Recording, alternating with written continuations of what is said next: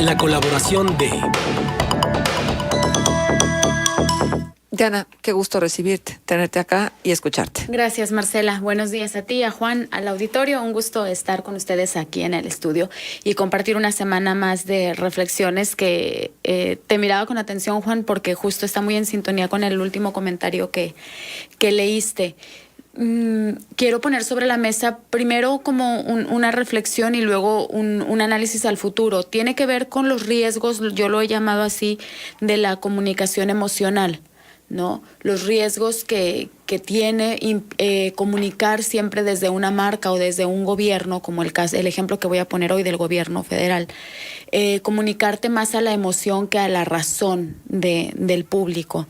Porque si bien tiene una posibilidad de ganar adeptos y de conectar con la gente, sobre todo con un público que esté carente de haberse sentido escuchado y de haberse sentido tomado en cuenta desde el punto de vista emocional. Es decir, no hay una posibilidad de establecer una conexión y una relación más fuerte y más sólida con alguien cuando llegas a su vida cuando está vulnerable, ¿no? Cuando justo está necesitado de ser escuchado, cuando justo está necesitado, no sé, de compañía. Es muy posible que si entablas una relación con una persona en esos momentos, pues el lazo, por lo menos al inicio, sea como súper sólido, ¿no? Lo que sigue es ver qué pasa en el futuro. Esa comunicación emocional me parece que tiene riesgos. Yo creo en poco tiempo, porque me hubiera parecido muy poco tiempo estar hablando de eso ahora, pero sí creo que ya puede ocurrir esto que tú leías en el último comentario, de cuando finalmente la conexión emocional que hubo entre una promesa y las decisiones que se toman cuando se deja de estar en campaña para hacer gobierno y empezar a tomar decisiones que afectan a la vida diaria del ciudadano, empieza a abrirse de lo que quiero hablar, esos riesgos que son, pues, ¿qué pasa cuando le dice estoy decepcionado? ¿Qué pasa cuando le dice no es lo que esperaba? ¿Qué pasa cuando se te pasa la emoción de por fin encontrar un amigo que te escucha todo el tiempo, te llama 10 veces al día como nunca en tu vida lo habías tenido? ¿Qué pasa cuando ese amigo, claro, empieza a dejar de hacerlo y dices, ¿era realmente la amistad que necesitaba? La comunicación emocional parte siempre de la premisa de que el público al que se está dirigiendo está en un nivel de necesidades que es capaz de sacrificar la parte racional o la parte dura de las decisiones con tal de sentir un cobijo en cualquiera de las emociones que esto exista. Y no me refiero nada más a que alguien se sienta solo o se sienta no escuchado en el caso de una ciudadanía, por ejemplo. También es una comunicación que prende mucho, por ejemplo, en una comunidad que tiene miedo. En momentos de miedo, en momentos de vulnerabilidad, una comunicación emocional llega y cala fuerte. Y cuando me refiero a comunicación emocional, no me refiero nada más al típico discurso populista de te voy a querer, te voy a cuidar, te voy a dar todo. Una comunicación muy emocional también puede ser una comunicación de alguien muy duro que dice voy a llegar con mano dura, terminar con esto. Es decir, una comunicación que apela a algún asunto que no es necesariamente filtrado por la razón o por la frialdad a la hora de tomar decisiones. Suele ocurrir cuando una comunidad tiene, por ejemplo, los casos más comunes, mucho miedo, y entonces llegar con un discurso de extrema derecha, por ejemplo, de cero tolerancia, de mano durísima contra algún problema, cala muy bien. Suele calar muy bien cuando hay una comunidad, por ejemplo, olvidada históricamente, en las comunidades rurales, donde no se ha parado la autoridad, donde no ha habido una sensación de acompañamiento o cobijo.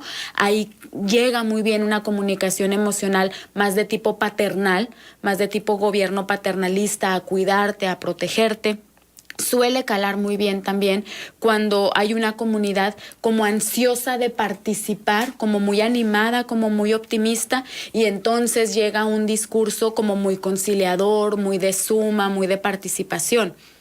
Creo que en gran parte de la mayoría que pudo haber votado por el hoy presidente caló una comunicación emocional, es decir, una comunicación que tiene que ver más con apelar a ese olvido o a esa soledad que sentían sectores de la población. Que de hecho es en la gran mayoría, porque de acuerdo con los estudios electorales, la primera apelación es más emocional que intelectual. Sí, porque también tiene que ver con los niveles de necesidad de la comunidad a la que estás hablando. En una comunidad donde tú estás voy a ir a la pirámide de Maslow, ¿no? Donde ciertas necesidades básicas están resueltas, pues tal vez hay una posibilidad, y digo tal vez porque si no también tenemos el ejemplo de Trump en Estados Unidos, o sea, no siempre tener tus necesidades resueltas te hacen más racional ni más frío a la hora de tomar tus decisiones. Pero evidentemente entre menos resueltas estén, más vulnerable es a un discurso emocional que racional. Pero ¿no? estás hablando de una manipulación absoluta y total, porque finalmente es en las emociones donde está el nicho de manipulación Totalmente. más evidente. Que es la premisa básica de la propaganda política, la manipulación Exacto. emocional, ¿no? El tema con esto, Marcela, es que se establece una relación en función de la emoción que se haya tratado, ¿y luego qué? Es decir, ¿para cuánto alcanza ese discurso? Nos compartían ahí en Twitter esta columna de cómo circuló el plan de comunicación o el manual de comunicación del gobierno de México, dando como premisa que los temas a seguir posicionando son el pueblo primero, el combate a la corrupción, el pueblo bueno, seguir en este discurso emocional. Ayer escuchaba, por ejemplo, lo de ayer me parece el primer caso de comunicación de crisis del gobierno de Andrés Manuel con este asunto de la posible bomba dentro de un coche, en una puerta, una refinería. Lo mal que se estuvo comunicando durante todo el día, no había un coche, no había una bomba, bueno, sí había el coche, pero no había una bomba, pero fue un cártel, pero no fue... Y al no final, era una bomba, era un explosivo, que son diferentes. que no es lo mismo, pero que al cabo no importa porque no explotó. Y al final un presidente diciendo, ante una pregunta explícita que fue de todo lo que más me llamó la atención cuando alguien le pregunta, presidente, porque además esto está acompañado de una amenaza, de un mensaje, de una amenaza directa, al presidente, ¿va a reforzar su seguridad? Y una respuesta que me parece que sintetiza este asunto de la comunicación emocional diciendo, No el que tengo lucha miedo. por la justicia no tiene miedo de nada. El héroe. Perdón, pero... Estamos en una historia de héroes y antihéroes. Claro, pero que dará no mucho, porque los que estamos en esta mesa, Marcela, y yo, cuando escuché esa frase del que lucha por la justicia no tiene miedo de nada, tengo que decirlo aquí, me molestó sobremanera, porque pensé en todos nuestros compañeros periodistas asesinados en aras de la verdad. Pensé en todos los defensores de derechos humanos amenazados y asesinados por buscar la justicia. Pensé en todas las feministas amenazadas y asesinadas por buscar un respeto a los derechos de las mujeres. Perdón, pero decir que el que lucha por la justicia no tiene miedo de nada es o muy ingenuo, o es, ya me parece, rayar como en el cinismo de este personaje de heroísmo, o es no tener idea de lo que es luchar por la justicia. Porque los que han luchado por la justicia en este país han estado sumamente vulnerables, ¿no? Sí. Entonces, creo que posicionar y seguir fortaleciendo este discurso del heroísmo, este discurso emocional, y es por eso que hablaba yo de cuáles son los riesgos de la comunicación emocional, da muy bien para conectar, da muy bien para que un público se sienta identificado. Y está muy bien en campaña, pero ya y en está gobierno, muy bien, ¿no? no, y puede incluso ser el matiz de un gobierno siempre y cuando eso venga acompañado de las decisiones que reflejen ese propio discurso, porque hoy incluso en quienes en campaña, en campaña un discurso común de la gente al favor de Andrés Manuel era, ante el cuestionamiento técnico de las promesas, era, bueno, no importa, ya verá cómo lo hace. O sea, incluso quien lo defiende o quien pudo estar a favor de alguna posición, entró en una disposición a dispensar pues el no detalle técnico, el no saber cómo, el no saber con cuánto, hasta que empieza a afectarte, hasta que empiezas a darte cuenta que finalmente hay una decisión, que ser gobierno implica una parte sí emocional de conexión, pero implica mucho de racional. Es decir, cuando el señor dice no traigo seguridad porque él piensa que el pueblo bueno lo va a cuidar, perdón, pero es que la vulnerabilidad de mi presidente es una vulnerabilidad para mí. O sea, me está haciendo vulnerable a mí, nos está haciendo vulnerables, por ejemplo, a los comunicadores que tienen cierta postura, a los defensores de derechos humanos y al ciudadano en general. Al país en general, ¿no? Claro. Porque un presidente vulnerable es generalmente en lo que deriva es en un país vulnerable. Sí, porque además hay una percepción que me parece a mí que conforme pasan las semanas se va alimentando de hechos y de decisiones reales, que es que esa vulnerabilidad no nada más es en el discurso, sino realmente se están debilitando ciertas estructuras. El caso, insisto, voy a poner el ejemplo otra vez de ayer, una bomba en la puerta de una refinería o un explosivo, una cosa que iba a explotar, que tenía el potencial de explotar como sea que técnicamente se llame, ¿no? Y el gobierno de México recién decide, por ejemplo, cerrar el servicio de inteligencia en nuestro país. Sí, ¿Cómo sí, por sí. qué?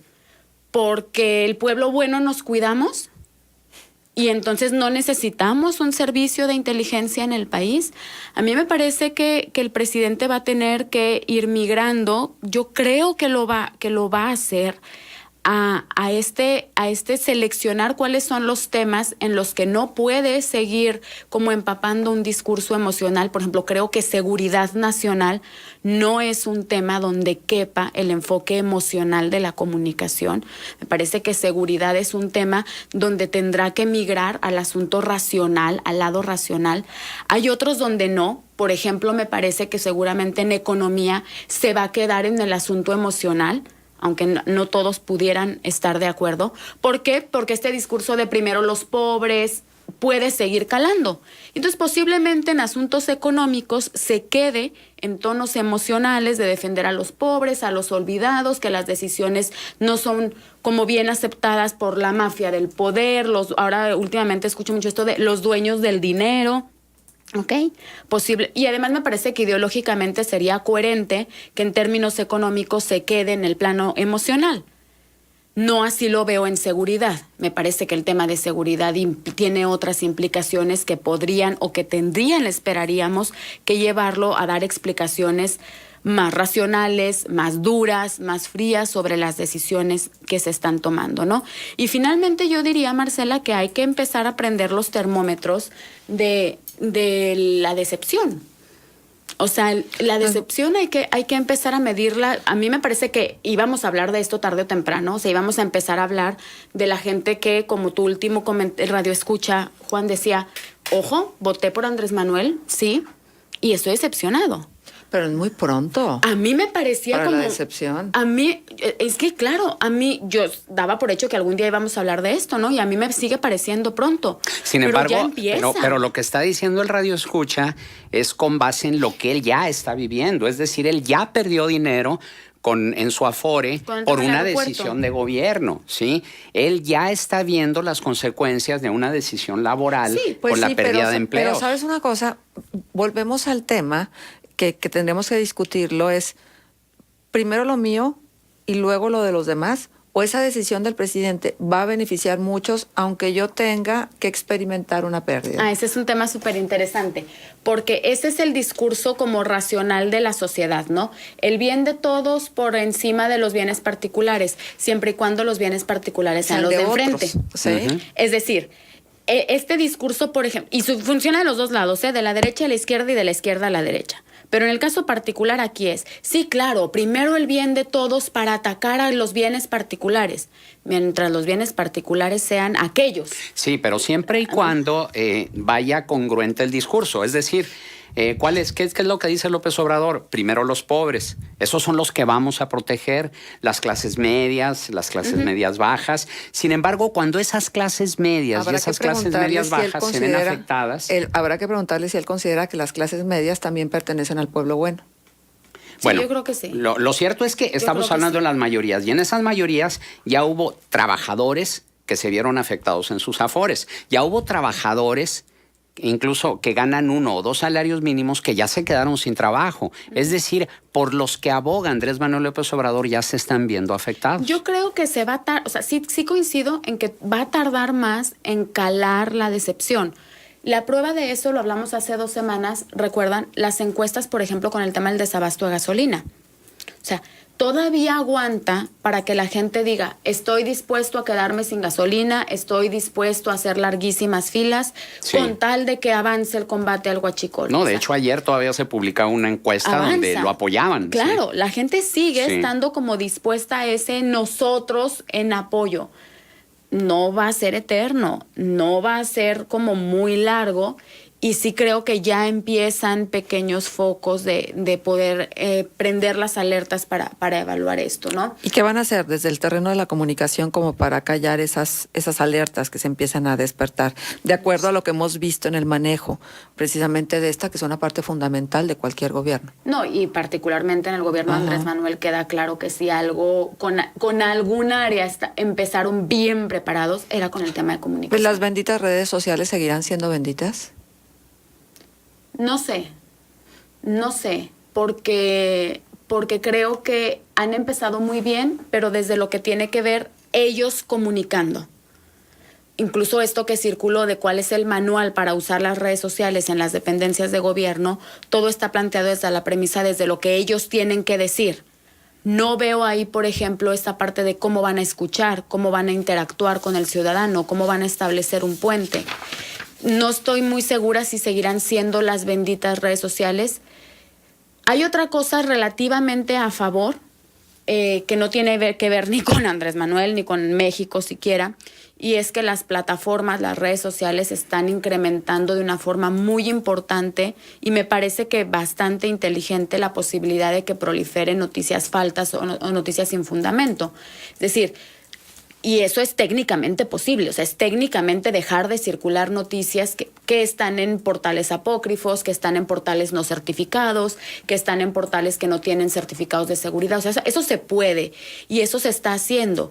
Creo que vendrá a sumarle. Pero sí, hay que ir evaluando. Sobre todo yo tengo como los ojos en qué tanto sigue siendo una comunicación emocional y qué tanto nos empieza a hablar ya con datos y con decisiones frías. Bien, Diana, pues muy interesante este análisis, como siempre. Te agradecemos tu presencia con nosotros y nos dejas pensando. Yo creo que cada uno de nosotros tendrá que llegar a conclusiones y tendrá que decirse a sí mismo qué tan echado para adelante con un proyecto o qué tan decepcionado o qué tan cauto puede ser respecto a lo que ha visto en un muy poco tiempo. Porque la verdad es que es muy poco tiempo. Si Moody's le da 6 meses para poder calificar, bueno, los ciudadanos, ¿cuánto tendremos que darle para poder calificar? Sería la pregunta. Sí, es poco tiempo y no podemos olvidar, Marcela, nada más que Peña Nieto iba a salvar México al año.